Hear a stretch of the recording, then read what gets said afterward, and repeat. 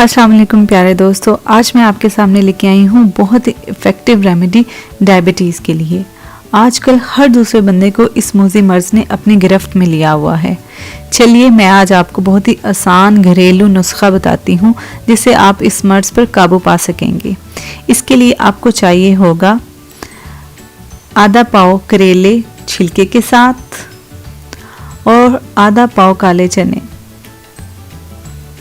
अब आपने करना क्या है, 2 लीटर पानी लेकर इसमें करेले और चने उबालने के लिए रख देने हैं, यहाँ तक कि सारा पानी खुश्क हो जाए और करेले और चने अच्छी तरह से गल जाएं। अब आपने इनको सुखा लेना है और ब्लेंडर में इनका पाउडर बना लेना है। इस पाउडर को आपने हर खाने से 10 मिनट पहले 1 टीस्पून ले लेना है। इंशाल्लाह आपकी शुगर लेवल में वाज़िया फ़र्क आएगा। यहाँ पर मैं आपको बताती चलूँ कि करेला nutrients, dietary fibres, vitamin C, potassium, magnesium से भरपूर होता है, जो ना सिर्फ आपके जिस्म में डायबिटीज़ के खिलाफ क़ुव्वत मुदाफ़त पैदा करता है बल्कि बहुत सी दूसरी बीमारियों से भी आपको बचाता है।